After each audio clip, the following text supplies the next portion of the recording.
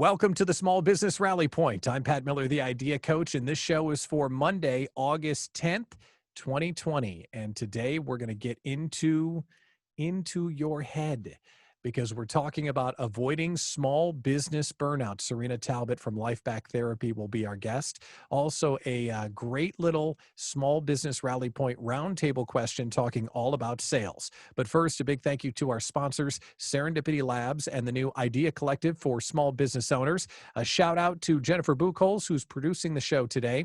She is the ultimate showrunner and connector and my business BFF.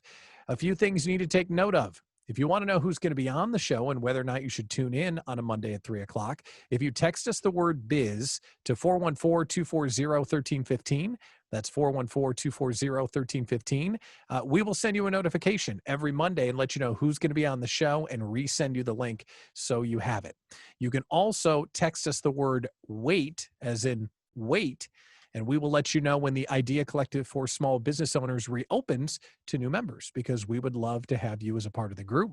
The community is not set to reopen until October 5th.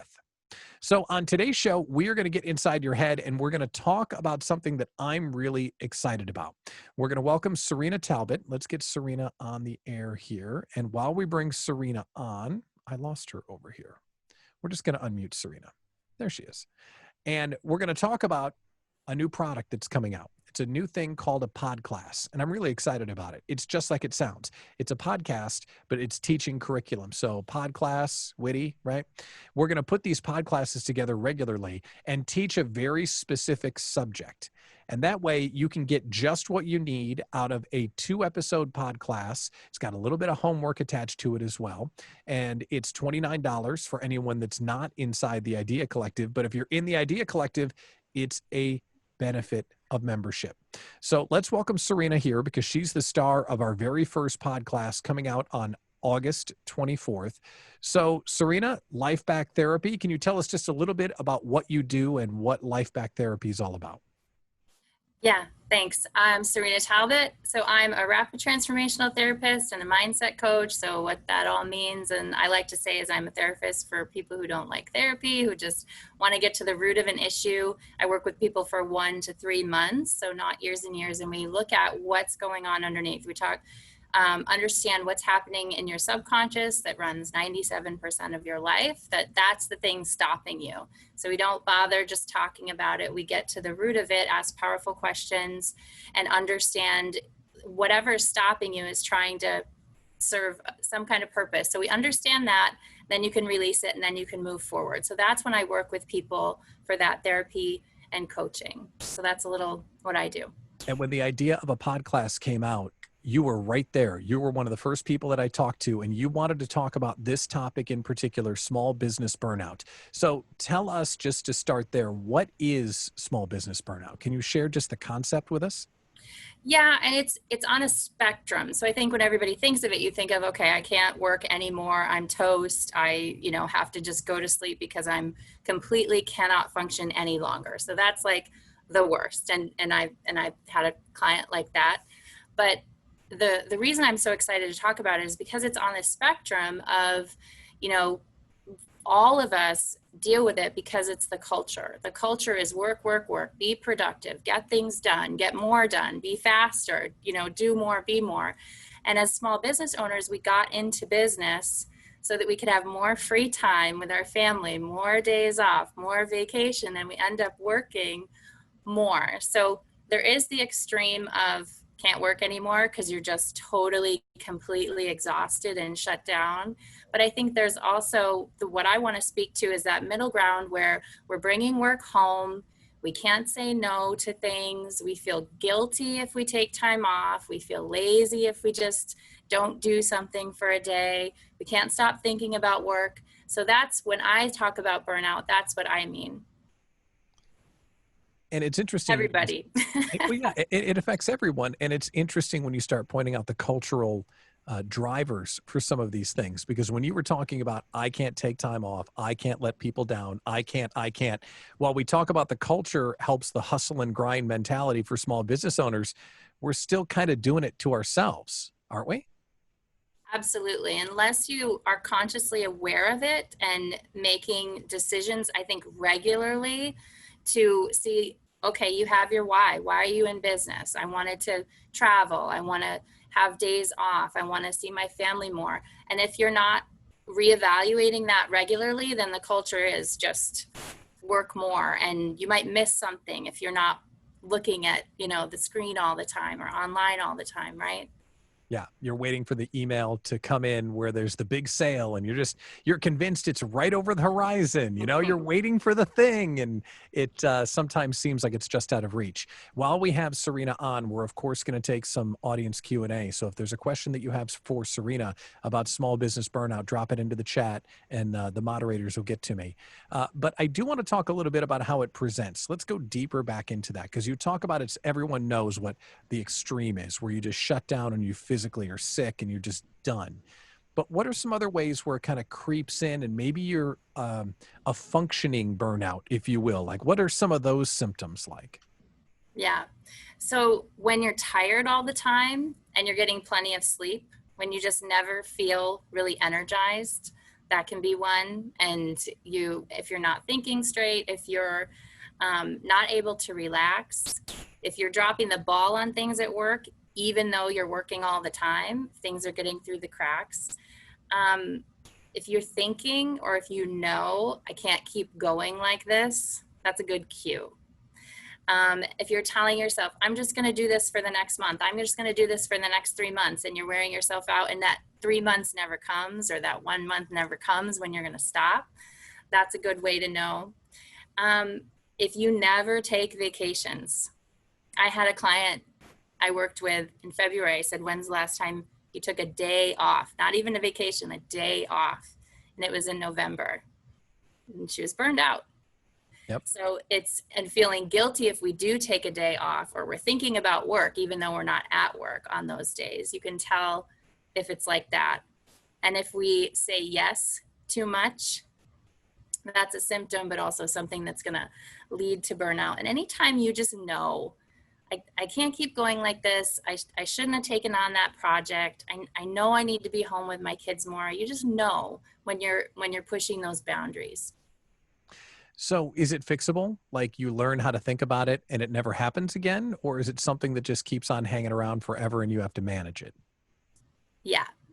Until our culture is like not driving us all the time to produce more, be more, work every day, then it's going to be something you always have to be evaluating. And whether that's once a year, or what I really encourage people to do and talk about how to do in the Podclass is being aware of how your body and your mind are telling you. You can just really be in tune, because different people can do different work. If you're single, you can work a lot. If you have a family, you have less options. If you're the mom, you have, less hours that you can put it to it if you have kids at home, so it's not a prescription of a formula for everyone, but it's really being in tune with yourself, and then being aware that it's even a thing that we have to be aware of.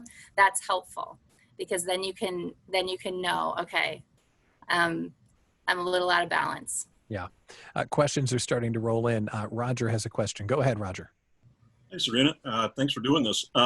So do you help people with, or do you see where people have trouble focusing on one thing at a time, where they're spread too thin?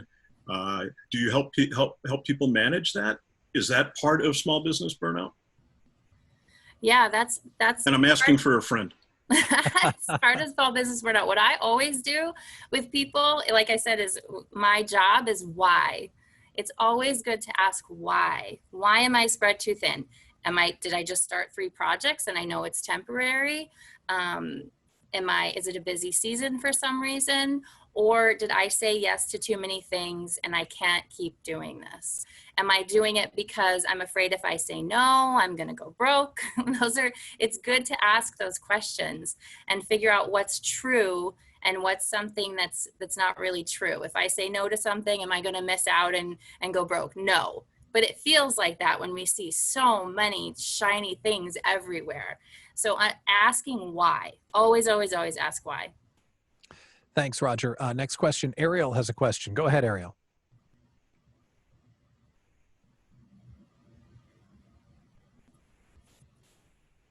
Ariel, are you there? I was trying to get her to unmute. She might have crashed for a moment. Okay, we'll come back to you, Ariel. Eric Clark had a question. Go ahead, Eric. Hey, what about, so there's a bit of a fear of taking vacation, just knowing how much you're going to come back to. So like, I don't even want to do it because the way back is going to be 200 emails, right? And 100 of those are going to be task oriented. And that in and of itself creates stress upon even just thinking of taking a vacation. So you've, got your batteries set back to neutral, you're good to go, you're fully recharged, you come back and it almost deflates faster, than it took to charge them back up. So that's my question. Awesome.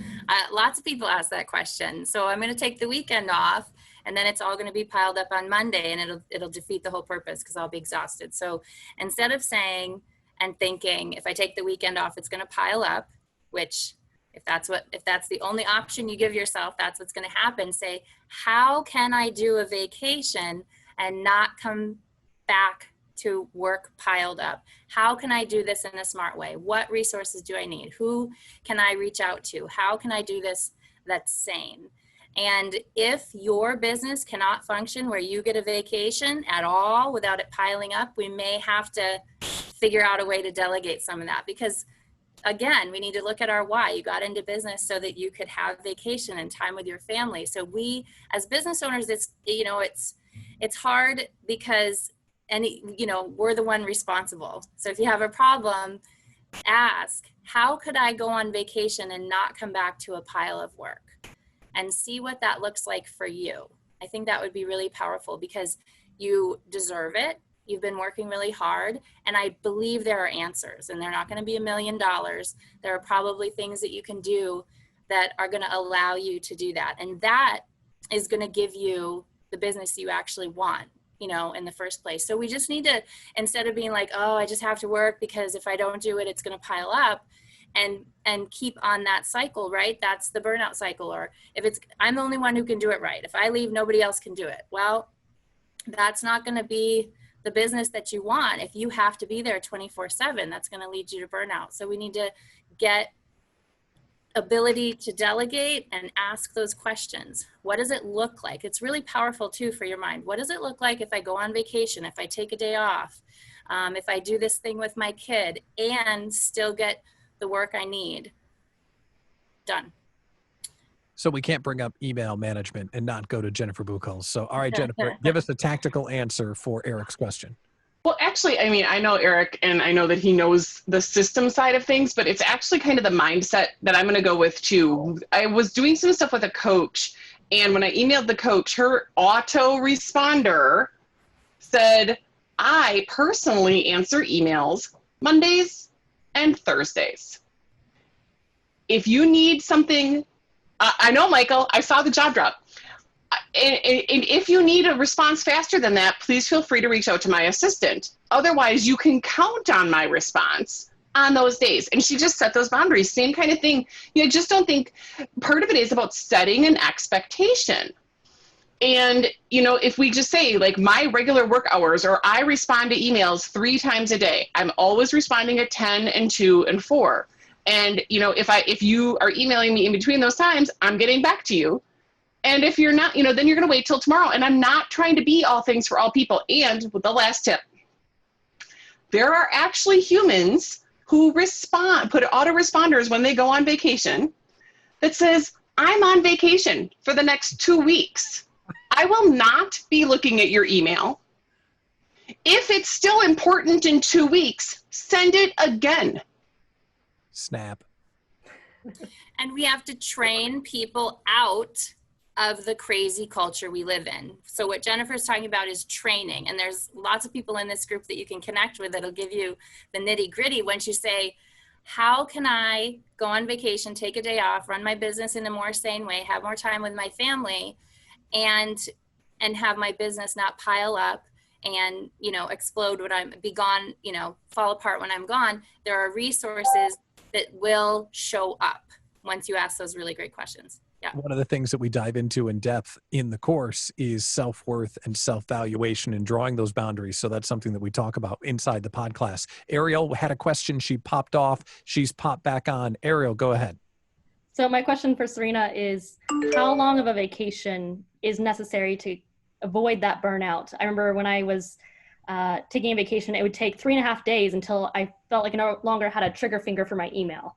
There was this pull to my phone or to my email, and it was right around the 3.5 day mark. After a couple of vacations, I realized the 3.5 day mark, that trigger stopped.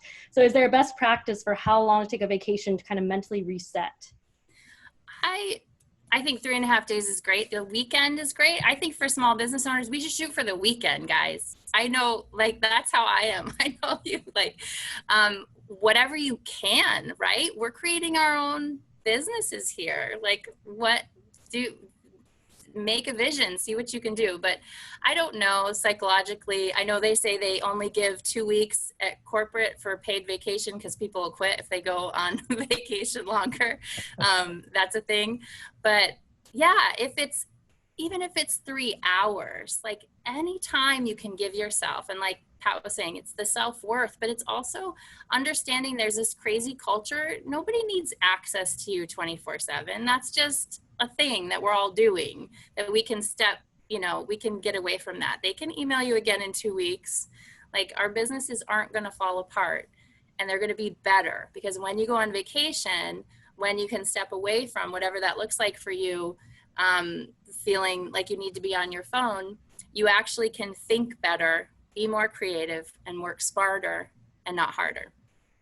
So an interesting comment just got dropped into the chat by Tom Mitt. So Tom, I'd like you to come on. Can you ask that question? Because I think it's an interesting point of view.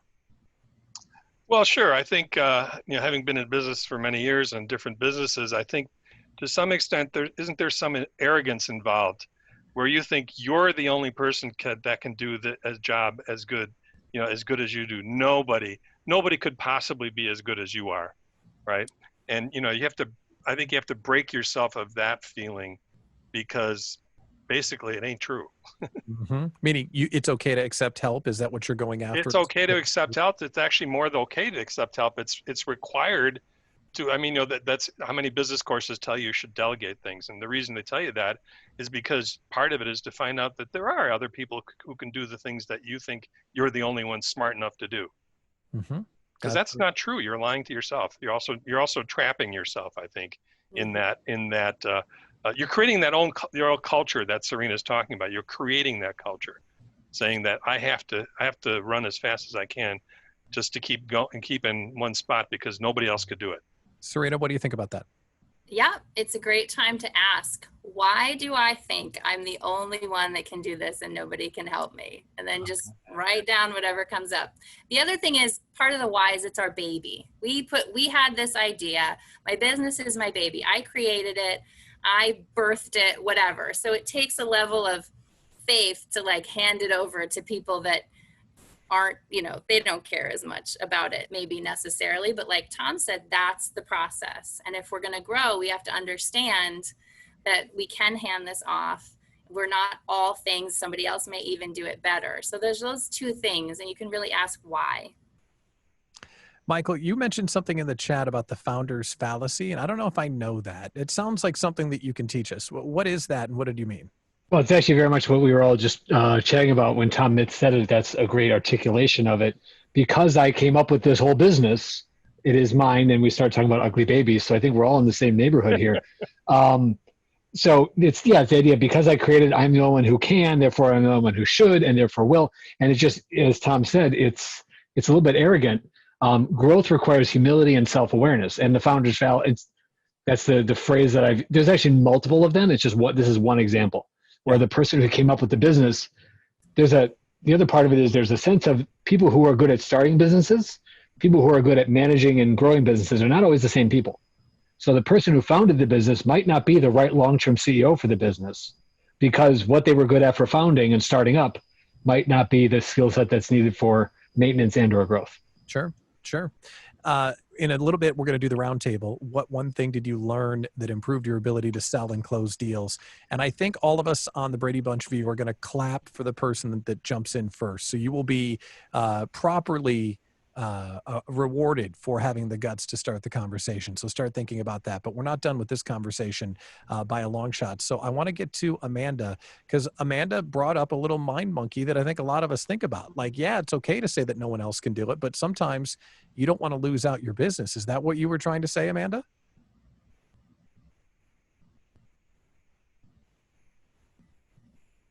Do we have you, Amanda? I don't think we did. Okay, but she was saying, that's what she was saying. Are you there, Amanda? Go ahead. Yeah, I'm here. I was just, yeah, that's exactly what I'm saying, especially when you're in new business development. I mean, it might be a need, especially during these COVID times. I mean, we've gotten a lot of business because their old resources, their standard accountants weren't able to get back to them on certain needs ASAP, and we were able to. So that's exactly the point. Yeah, great. Well, thank you for that. Appreciate it. Beth, you were sharing that some of your clients have found a way to, basically get liberated and build the job that they want. Can you comment about that? Because one of the founding premises that Cyrina shares in the Podclass is that we get to build this to look like what we want. And you've helped some people achieve that. Is that what you were sharing in the chat? Yeah, so that I found that when my business owners have been in business for a while, they are the survivors. They're the ones who have survived the build-up years. They may have worked Saturdays and Sundays and worked their butt off, but now they've kind of plateaued. They've reached they've reached the next plateau, let's say. They usually tend to be about 40 plus. Those business owners are getting their weekends or 2 days a week out, and they're taking vacation. So there is definitely a noticeability between them and younger. It's like the same thing when the COVID hit. I definitely saw a difference between my business owners that were newer to business, who were frantic and having some meltdowns, versus my guys who have been around and gals who have been around for 30 years. They just went, okay, this is the next thing. We've already been through, ups and downs and markets up and down. They were like, hey, let's get the new floor in, the dining room of our restaurant, or, let's take some vacation, or let's, put our nose to the grindstone and, do that marketing plan that we were always going to do. And, they just readjusted, but they didn't freak out in the same way that newer business owners did. Yeah. A little bit of, experience maybe learned the hard way. And what's interesting about what Cyrina is sharing, if we could learn that superpower now, how much better could we be off when we add all of that extra experience? So absolutely. Thank you for that, Beth. I appreciate it. Cyrina, so let's go over just a little bit about the stuff that you teach in the Podclass, because we have these types of conversations, but in the class, you actually teach the stuff we need to know and how to evaluate where we are on burnout. So can you go over some of that? Yeah, can I answer Amanda's question? Please, absolutely. When she said we need to get back to people ASAP, because then you're going to get business. And if you wait till next Monday, or you wait till your vacation's over, you're going to lose business. I think that's a really great place to create systems where you can have autoresponders. Maybe you have a VA, you have somebody taking care of that. This isn't about being irresponsible in business. It's about being smart. It's about you maybe getting a break, but then having people who can answer those questions, who can be there, who can be signing up clients, whatever it is, on your team, so that you are getting the business 100%. I would never say like, oh, whatever, just let it go, you're on vacation. Like it's working smarter, so you have those systems so you can really, we got to take care of our clients. There's no question about that. But if we burn out, we're not taking care of anybody. Okay. Yeah, I think we got to jump in real quick. Eric Clark dropped in some brilliant wisdom from the E-Myth Revisited book, which is just amazing. If your business depends on you, you don't have a business, you have a job. Ah, what a great line. Such a great line. All right, Eric, thanks for reminding us of that. All right, Cyrina, so in the class, we're doing one episode is 30 minutes, another one is 45 minutes, and there are worksheets that go with each. So what are some of the things that you go over inside so we can help battle small business burnout? Yeah, the first one, we're talking about what it looks like. I share my burnout story. I ran a business 5 years, completely burned out. So I'm not just talking about this hypothetically. And the second is really those questions that we can ask. And I would almost say ask them regularly. I have to ask regularly. I have 4 kids and my business is doing really well at the moment, which means I have a lot of work at the moment. So it's not something that you're just like, it's not magically better. Like you said, it's something we have to reevaluate all the time. So there's those really good questions that we can continually ask. And one of them is, who is available to help me? That's a really big one to help us keep our business running and running really well and serving our clients as we operate in a more healthy way. So by the time we're done, you evaluate what burnout feels like and how to address it. And then we move into how to basically deal with it if you're there, because you explain some of the strategies that we can use if we've reached it. And I just got done editing it again last week, and like I'm all charged up. And then what did I do? I worked all weekend. So like clearly it's just bouncing off my noggin. I got to keep on hearing this thing, but it was brilliant, and you were a great partner for the very first one. So thank you for all your hard work. We appreciate it. And what's going to happen next is the course goes on sale as of like this minute, and it doesn't go live until Monday the 24th, and then it's just on demand. But all the wisdom that you heard Cyrina drop today times 10, it's really good stuff. It's $29. You can get on the list now and get a hold of it. Just text the word class to 414-240-1315.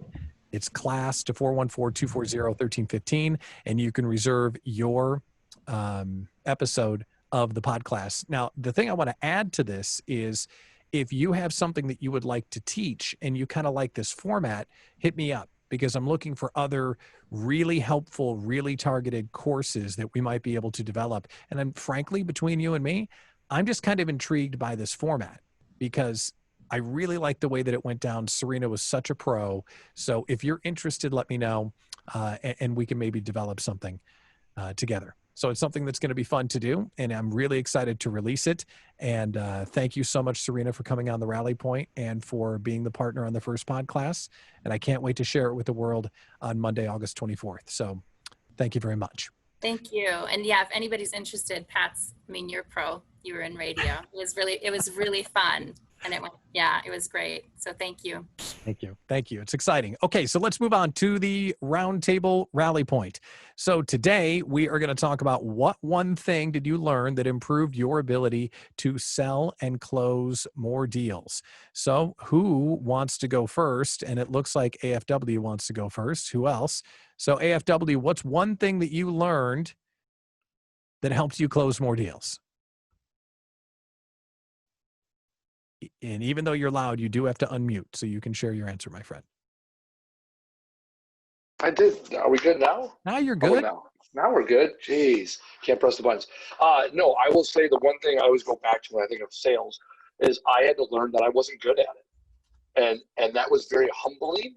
And the sales training I got back then in circa 2001-ish, working at Best Buy, was Glengarry Glen Ross and Coffees for Closers.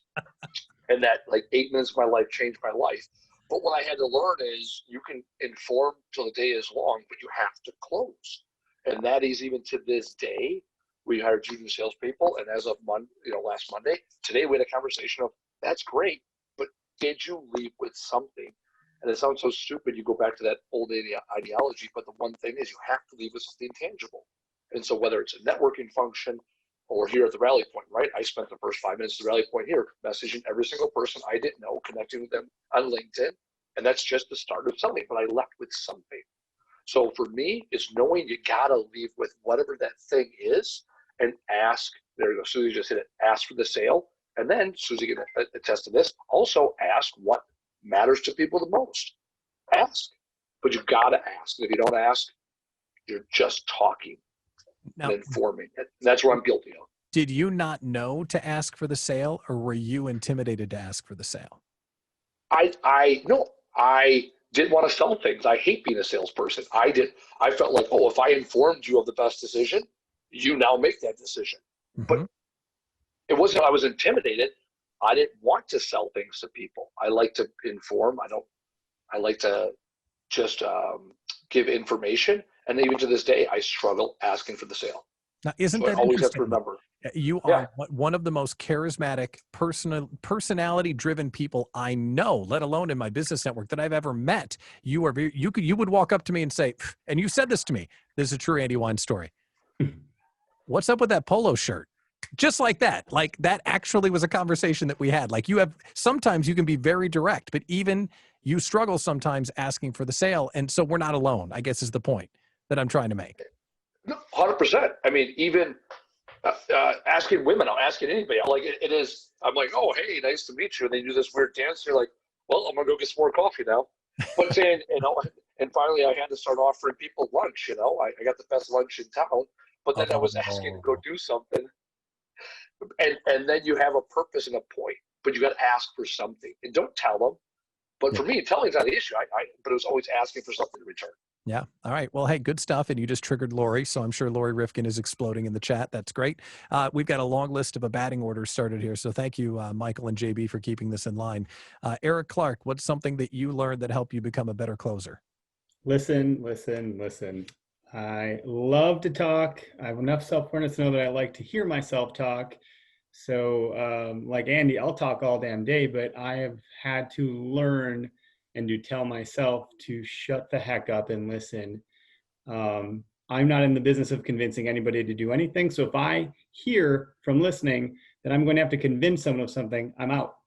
It's not even worth pursuing at that point. I'm going to leave, and they'll come back around later if we can fill the pipe. That's a whole different conversation, but listening and not convincing are my two biggest learnings in sales. And talk more about not convincing, because you're saying if someone doesn't show interest in buying, it's not worth trying to get them to buy. Is that what you're saying? Yep. In early stages, it's not worth me trying to convince. I can't even convince myself to wake up early, to go to the gym, to eat right, to, whatever, right? How am I going to convince someone else to do anything? They need to come to it on their own terms. And if they've done that and they believe in whatever it is we're talking about as a sales product or service, then it's easy. Then you do what Andy says and you just inform, and be sure to ask for the sale. Absolutely. Because I do like coffee and it's for closers. So listen and don't convince.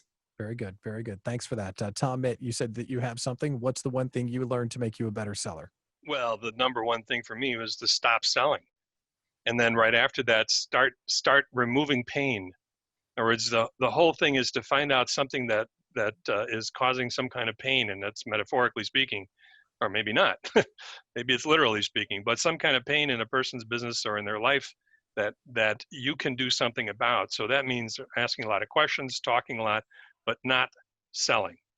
Right? The whole idea is to find something that you can provide them with that will make them feel that their life is better, right? And that's what that's all about. And then it really becomes simple, because then what you're becoming is not a salesperson or a vendor. You're becoming a trusted advisor, which is the ideal place to be. Yeah. Because not only are you getting that particular sale, you're going to get sales from that person and that person and that person and that person. They're going to be referring and spreading the word about you, because you have removed pain. You are the best surgeon on the planet. You took that broken nose and straightened it out, right? You put Botox on their computers or whatever it took, Yeah. So that's what it's all about.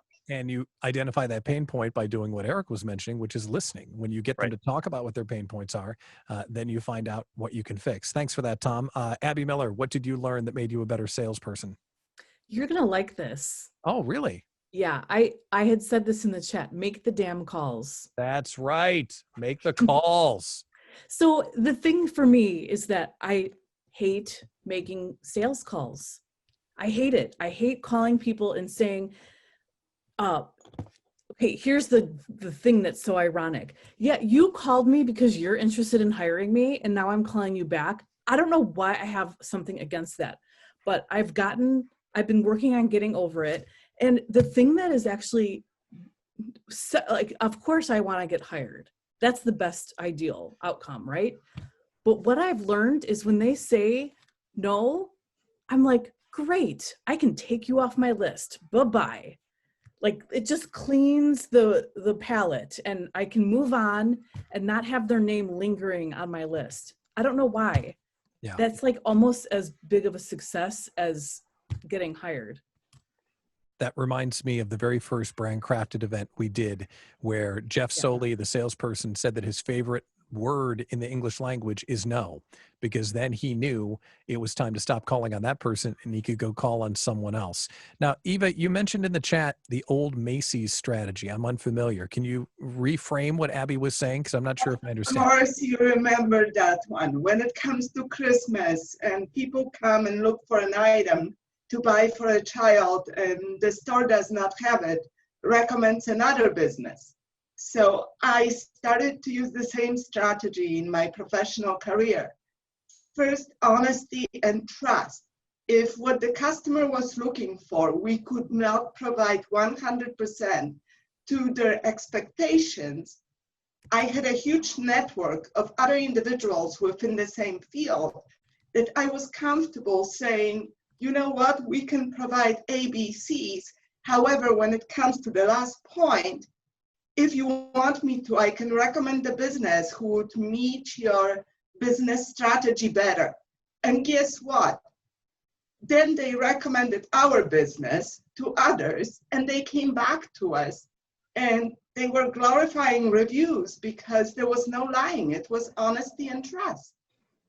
Yeah, that's showing up with integrity. And Abby mentions in the chat that she does it. I've heard her recommend other photographers, and people are surprised that she does it. But it's good business, and it all comes around. So thank you for that, Eva. Jackson, you're in the chat with something. What made you a better salesperson when you learned it? So I went door to door 80 hours a week for 3 summers, and then called insurance agencies with problems they didn't know they had, and then told them about the solution which I offered.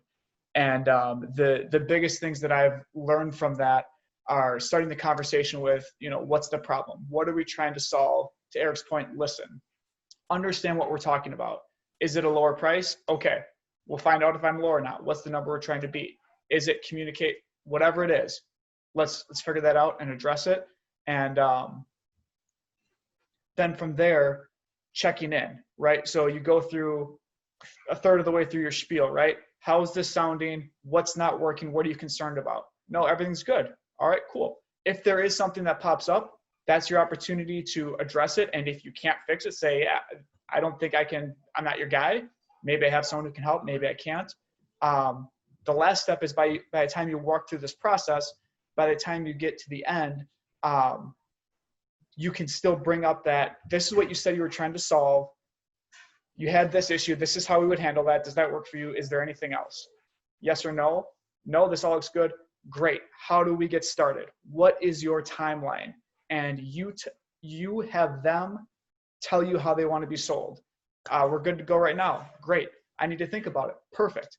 Is this something we need to circle back later this week, or should we set a time next week? Great. I'll send you a calendar invite. By the time you get off that call, if it's not a yes or no, there should be a next meeting set. And everyone should know what is going to happen in that meeting. And if anyone would like an example, it takes about 45 minutes for me to quote your insurance. Here's what's interesting. We went from Abby, who admits out loud, and I think a lot of us feel this way, but Abby admitted it out loud. She sometimes has a problem returning calls from customers who are interested. And we went to you, who knocked on 80 doors with no fear. That's not a lot of people have that kind of gumption, Jackson. What do you think when you're doing something that's that intense? Because those seem to be two extremes of being afraid to ask people for business. It doesn't seem like you have any fear. How do you do that? It's understanding the law of averages, which is knowing I need to get to this many no's before somebody's going to say yes. Mm-hmm. And that doesn't play out every day, usually every week, but certainly on a monthly basis, right? So when I was cold calling, I knew I would have to make 40 phone calls every day to set one meeting. And if I ran X number of meetings, I would close X deals. And that's what I knew. So I was able to control the controllables, focus on things I could do, like picking up the phone and just letting things fall into place from there.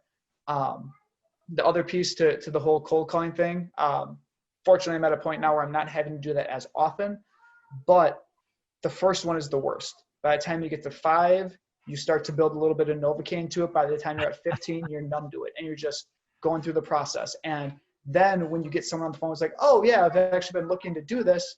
So, oh, perfect. Well, let me get into what I'm good at and try and figure out why you want to talk to me about it, and I can share with you how I can help. Well, law of averages, that's a great reminder, but 80 cold calls, man, that's RoboCop stuff. I'm impressed. So thanks for sharing that, Jackson. I appreciate it. JB, do you have something that you learned that made you a better salesperson? So the one thing that I learned was from Ursula from eWomen Network up in Minneapolis, and it was just sell to the next step. Just don't try to go for the whole kit and caboodle, the whole close, the whole package. If all you're trying to do is get a meeting, sell to, oh, this is why we need to have a meeting. And then once you've had a meeting, if this is why, okay, so we're going to, go over the proposal, whatever it is, just take them to the next step. And that helps a lot. Yeah, no, that's a really good point. We've got a lot of folks that are lining up in the chat. I'm trying to get to them as quickly as we can. So if there's something that you've learned that you would like to share about something that made you a better salesperson, drop it into the chat. And Michael and JB are keeping a great list here. So Susie, what's something that you learned that made you a better salesperson? Making sure you have all the follow-up in a process or automated if you can. Use a CRM system to track what you're doing and who you're calling, and make sure you're consistent and stay on top of it, because what is it? It takes 7 tries to get somebody either on the phone or an answer.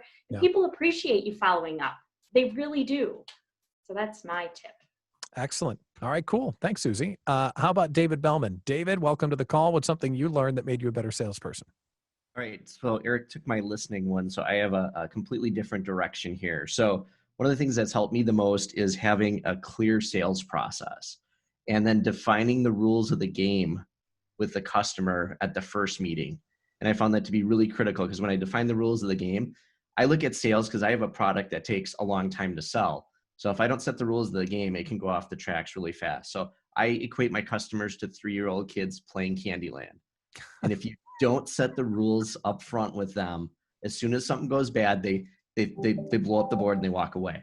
So that's what I do, is I set the rules of the game, and it makes a big difference. All right, so give me something. What do you mean by that? Give me an example of a rule that you set to help guide the future game. Okay, so a couple of things. One would be, I would tell them, like, if I ask them for something, that I want a response within a certain amount of time, or that if I give them pricing, that I want to end the meeting with a clear yes, no, or, you know, we need to adjust the price, we need to get it lower or higher. So we always have a clear next step on the meeting. So that's one of the things that we would do.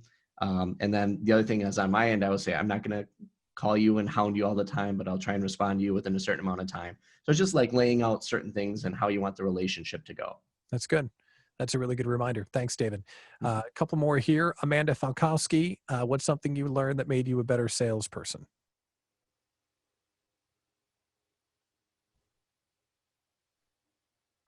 So a lot of what people have said during the call, but definitely being informative, being real with them, being a friend, but yet keeping it professional. But just really getting to know them, ask questions, listen a ton, find out what their pain points are and how you can resolve those pain points. So Amanda, we're having a hard time. We're having a hard time hearing you. You were saying being real and listen. I picked those up with my super X-ray headphones I got going on here, but I'm not sure what microphone you're using. Can you try and get a little closer or something? Is this better? That's much better. Thank you. Better? Yeah, go ahead. Just being a resource, being real, learning their business and what their pain points are, and how you and your business and your network as a team, as a whole, can really help resolve those pain points, and being a resource, and just getting in their business and getting to know them, and getting, making sure that they know who you are, and maybe it is a fit and maybe it isn't a fit, and being okay with it if it isn't a fit, and being able to provide other resources to them if it's not a fit. Maybe it's just not a fit at that time, and they'll circle back when it is a fit. Yeah. No, that's great. And thanks for going again. I wanted to hear what you had to say. We just had a hard time the first time. Pat Riley, you've got something to share. What is something you learned that made you a better salesperson? I'd say a couple of things.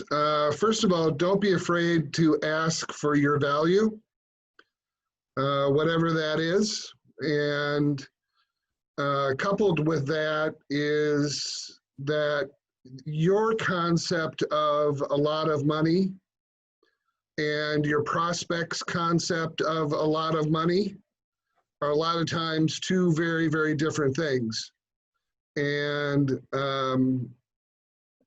I hear people all the time, when they get to the point where it's time to say how much whatever something is, they turn it into a question. So they'll say something like, we really appreciate working with you, and we look forward to having the opportunity to be able to provide this training for you, and the cost of the training is $5,000.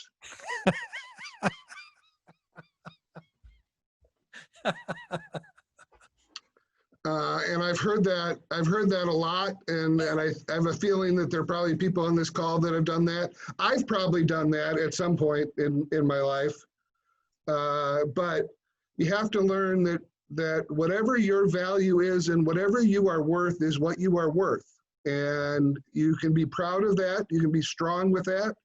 And $5,000 to the person that you're talking to might be just chump change. It might seem like a lot to you because of your budgets and because of the world that you live in.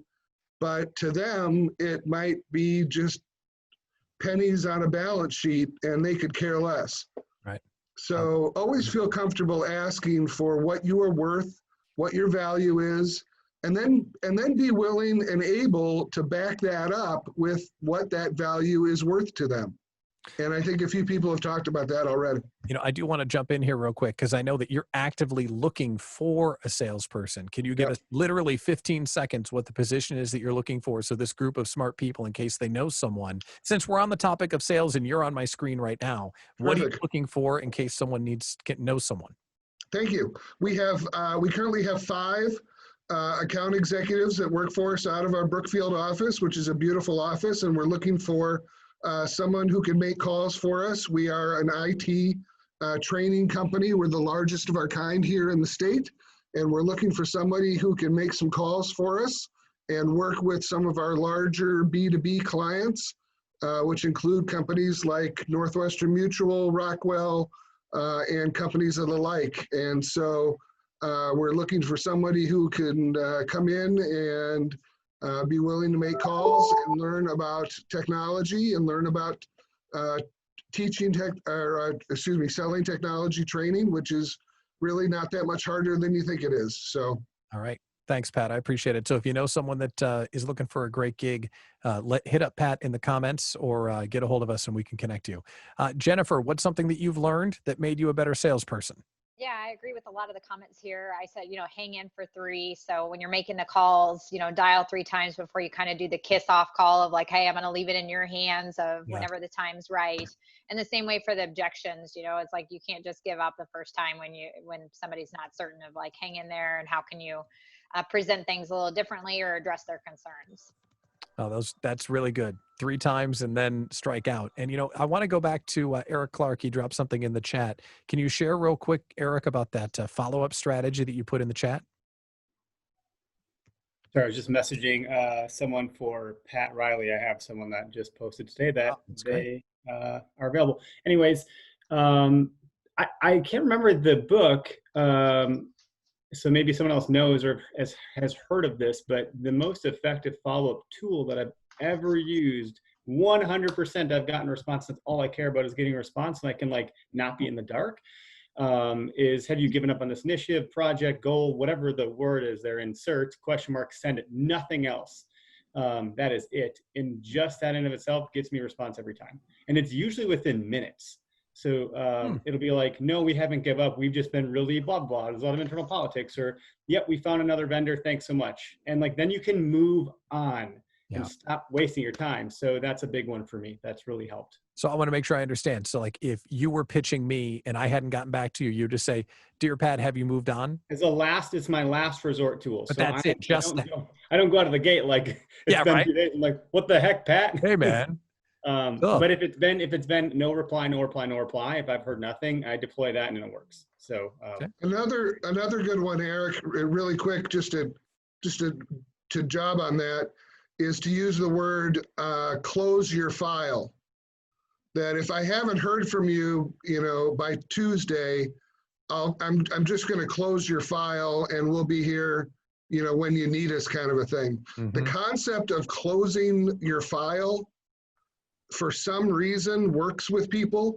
They don't want their files closed. Don't close me, bro. Don't you close me, bro. and you will get more activity from that than you'll believe. Now, just those words, even today in our electronic society, the idea of closing your file works wonders in that kind of that kiss off letter. Yeah. And so I just wanted to add that for you, just real quickly. Right. We've got a race against the clock. Thank you, Pat. And thank you, Eric. I appreciate it. We've got 7 minutes left before we close it down. A couple of more people that want to hop on with the wisdom that they found. Sam, what's something that you learned that made you a better salesman? some customers actually cost you money, and it's better to give them up. Don't try to keep all your customers.